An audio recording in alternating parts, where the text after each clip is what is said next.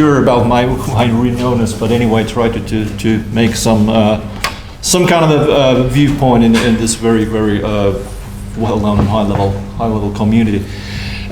In this paper, or work in progress, my point is to discuss conditions and manifestations of populism, or what Casamate has labeled more than 10 years ago as a populist zeitgeist, in relation to political dynamics that Russia has witnessed during Putin's third and current presidential term. So there are much studies on this populism or populist zeitgeist in liberal or established democracies, part of the kind of the crisis of representative democracy, or the crisis of political representation, but less about populism in authoritarian societies, or how it actually is manifested as a component of authoritarian legitimacy. In a number of recent commentaries and analysis of the populist wave in Europe and the United States, the link between the populist challengers in the West and the Kremlin has become a commonplace. Following the vernacular understanding of populism, we are seemingly dealing with a political phenomenon in which popular appeal to strong leaders and a distaste to established patterns of democratic governance evoke notable sympathy among part of the population. This vernacular understanding typically sees, or at least suggests, that Putin is a populist and a role model for those who are dreaming about the world of strong leaders, masculine president with seemingly unconstrained prerogatives, who advocates conservative values against liberal ones, and who appears to be widely popular. If we adhere to the view that Putin's populism is based on his image as a popular autocrat who has reasserted his position via, in principle, redistributive policies, or this sort of an economic populism and imperial rhetoric, one could suggest that Putin's discourse, typically what populism studies are about, simply supports this image. In certain respects, Putin's early years witnessed a significant restructuration of the state's relationship to the main moneymaker, the hydrocarbon industry. And some scholars arguably point out that Putin can be seen the person responsible for bringing energy assets back to the states and people from the hands of the oligarchs. And of course, the arrest of Mikhail Khodorkovsky in 2003 is case in point. However, those rare studies on post-Soviet Russian populism on the basis of this minimal definition show that Putin is not a populist. By keeping this minimal definition in mind, I would like to ask, how does populism appear in Russia, and why does it not appear? So what about then this minimal definition, and why how it could be kind of an operationalized, and why it should be operationalized? The feature which can be found in all populism as a kind of form of this minimal condition, whether they are right-wing populism, leftist, authoritarian, or oppositional, is the notion of the moral distinction between the people and the establishment. And this is important with regard to these other, which are typically sometimes seen as a kind of conditions for, or necessary conditions for populism, whether they are situational, sociocultural, or socioeconomic. And what we actually see is that there are important corollaries or factors which facilitate this sort of a moral distinction, but they are not deterministic factors. So following Kurt Hawkins' point that actions alone, raising the minimum wage, calling the Constitutional Convention, or repressing the opposition, are insufficient conditions for populism. Actions are ultimately populist because of the meaning that is ascribed to them by participants, not because of any objective quality that inheres in them. So in this vein, populism is a kind of mode of identification which notion of sovereignty and the conflict between the powerful and the powerless are the core elements of its political imaginary. So in other words, if we take this sort of a mode of identification, we hardly meet populists who conduct socialism a la Robin Hood, nor exclusive xenophobia by talking like a bureaucrat. By comparing conditions and manifestations of populism within Russia, so for instance with comparing particular oppositional actors and regime actors, and between Russia and other relevant countries, as in this case in Russia and Belarus, we can ask why Putin avoids populist identification rather than stretching the concept of populism in describing Putin's political image as a populist. My point is not to argue that no other definition of populism in labeling Putin and his regime as populist would be possible. What I argue is that first, the absence of populist discourse in the Kremlin's symbolic political legitimation partly helps to explain the regime's strong tendency to symbolic cooptation from the opposition instead of developing a distinct authoritarian populist identification. This cooptation is particularly apparent in the discourse of Russian People's Front, the regime's major political formation during Putin's third presidential term, established in 2011. And second, going on with this ongoing political actors, the minimal definition of populism provides important answers to the phenomenon of Alexei Navalny. And in particular, his corrective populism explains a lot of his ability to separate himself from the rest of the opposition in terms of mobilizing supporters, a virtue not so common for Russia's opposition. So the case of Navalny shows that Latin American-like conditions, first of all corruption, weak institutions or poverty, are optimal for oppositional corrective populism. So then about these conditions. In contrast to American contemporaries, People's Party in the United States from the 1890s, consisting of members who identified themselves with the leftist agrarian idea against the East Coast elites, the populists in Russia faced a permanent problem in convincing their own political resource, Russian peasants, for the importance of empowering them against the Tsarist autocracy. In other words, Narodniks did not easily fit with common Russians by their socioeconomic and cultural background in the country's prevailing rural backwardness. While the socioeconomic and cultural difference between American and Russian populists does not downplay the sincerity of populism of the latter as such, that is, the actual meaning of populism is ascribed by populists themselves, the perception of their views raised some doubts concerning the movement's popular appeal. Narodniks can be seen as a kind of historical example of the problem of the people in the Russian politics. In this case, false revolutionary expectations with regard to passive and conformist peasants. And this also reflects the enduring lack of trust in popular virtue. It has been compensated by a myriad of intellectually driven political visions and dreams, the need of educating masses, or to distance one's them. For instance, activists in Russia, by very good grounds, have been criticized for being too wedded to an intelligentsia culture that values purity and principle over tragedy and the action. Another, which of course seems to be a rather relevant, is this national identity factor and Russia's post-imperial conditions. Yet arguments expressed in this regard are not satisfactory either in terms of populism. For instance, this Ilya Bryzel's account, written in 70 years ago, certainly makes sense in terms of Russia, but it's not very convincing in terms of Ukraine and of Belarus in particular. Not even in the year 2000 when it was written. However, it is possible to share Bryzel's view in relation to this, that, quote, although it is possible and indeed likely that at some point in the future national leadership might again attempt to impose a national identity from above, just to think about this state investments in various patriotic programs, the prospect of the successful creation of the state-orchestrated nationalism remains relatively remote. End of the quote. Again, this does not mean that authoritarian populism would require a solid concept of nationalism in order to blossom, but it certainly requires more consistent others in comparison to what we have seen so far. And as I mentioned, this social and institutional conditions are certainly optimal for the corrective populism reminiscent of Latin America, especially this widely discussed gap between constitutional, democratic-oriented or formal citizen rights, including various calls of modernization and this sort of patrimonial reality.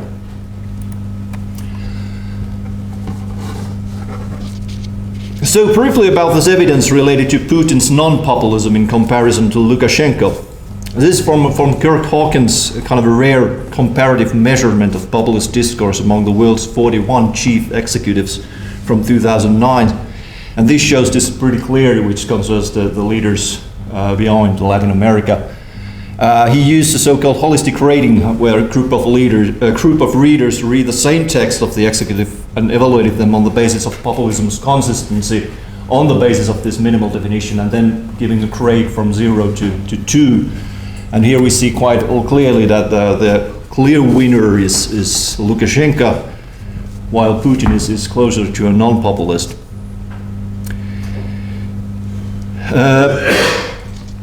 So following this Hawkins measurement of populism at the executive level, I compared the frequency of the mentions of people. This is, of course, largely related to so-called people-centrism in political discourse or public discussion in general. And here is the result of the Belarus on the basis of Integrum databases. So these queries, this is a very general, and providing just a simple, very general indication of that. But this shows those media items which include the mentions, the people, narod, and the name of the president, in just of capturing what is the frequency of when these two are mentioned together in comparison to those items where this mention is without the name of the leader. So the 100% result would mean that both are always mentioned in the same item. And this Belarus case is quite indicative, especially regarding the year '96, when it was this referendum, which is kind of very typical for populism. Not a kind of a necessary factor, but typical corollary. And when we compare it to Putin, the result is much more modest. The average of mentions is approximately half from Belarus' 30% result.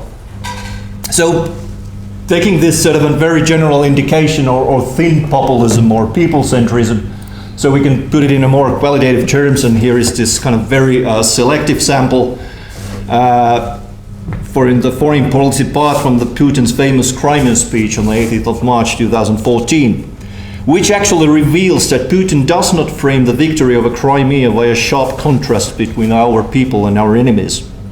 Instead, he repeatedly justified the new role of Crimea in terms of previous practices of international order, as well as Russia's sympathy for the unification of the divided Germany, making the ultimate end of the Cold War. And what is here important, that regardless of this obvious irony, and seemingly typical for Putin, that this style, what this style particularly implies or even exemplifies, it does not render the idea of antagonism, but instead of necessity of understanding from Russia's Western partners.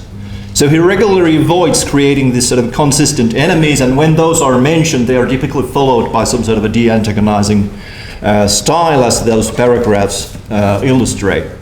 So just in a comparison with Belarus, his quote from Lukashenko's inauguration speech in 2015 when he elected himself to the 5th presidential term, and although we have here different kind of political victories, one as a geopolitical one and one as a victory in elections, the point is in the way how they frame their political victories in relation to the people.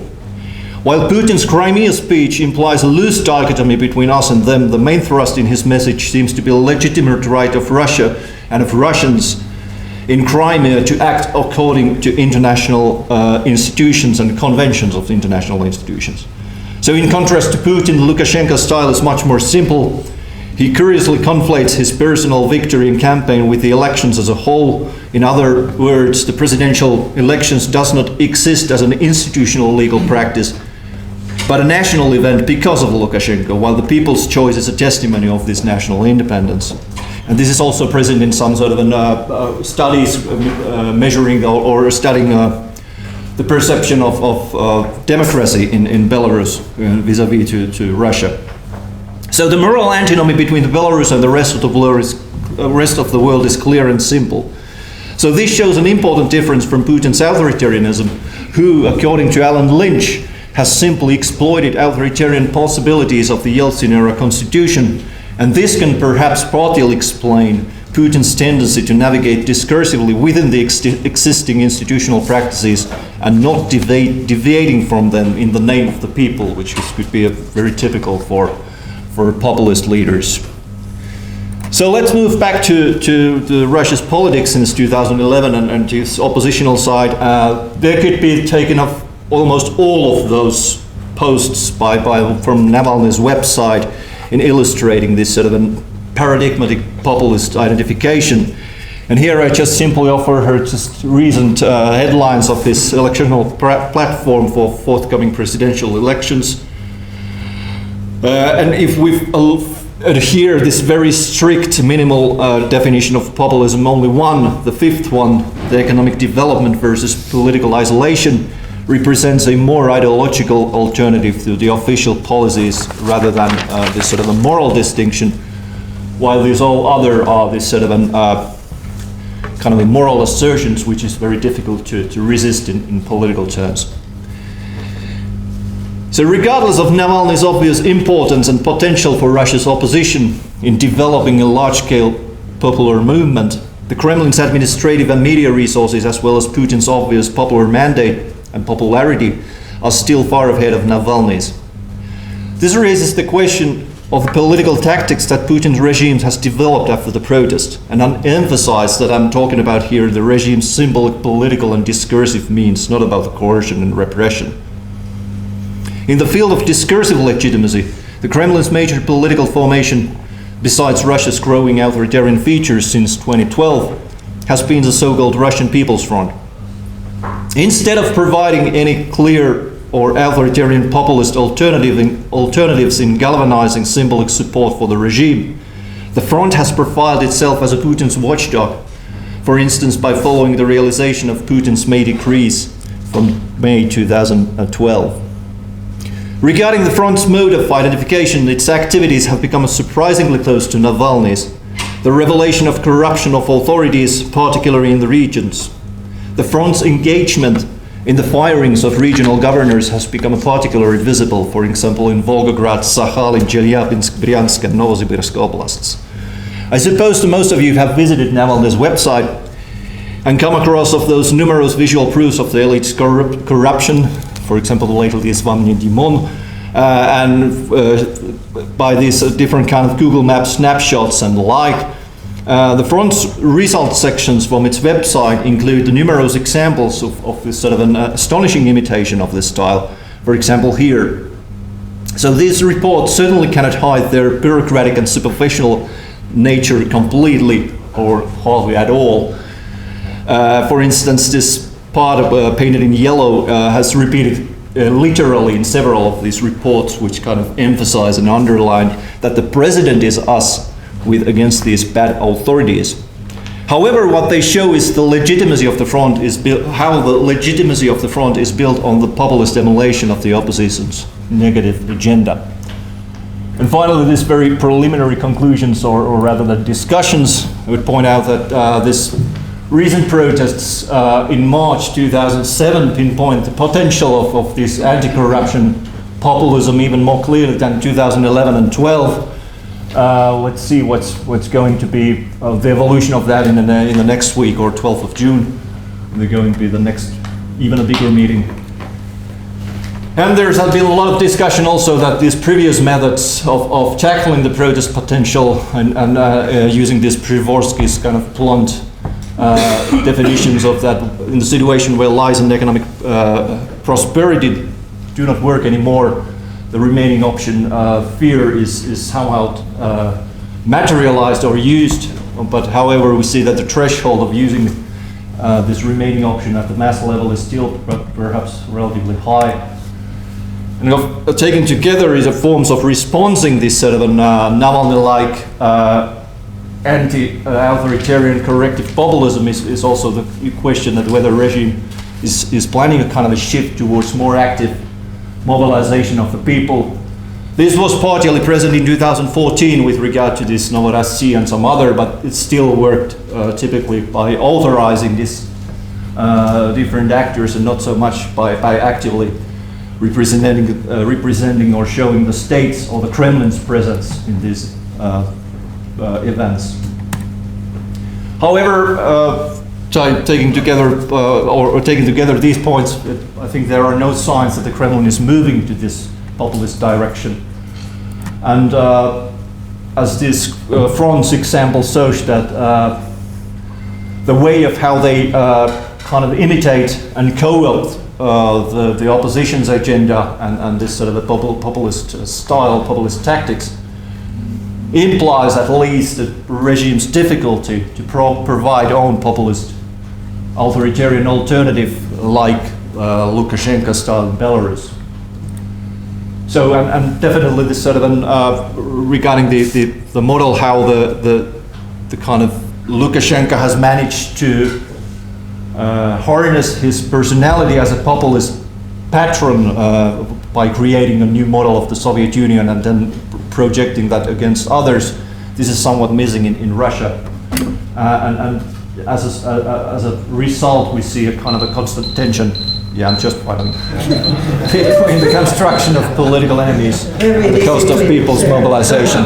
Okay, no problem. Okay, thank you. I'm waiting for comments and questions and views. Thank you.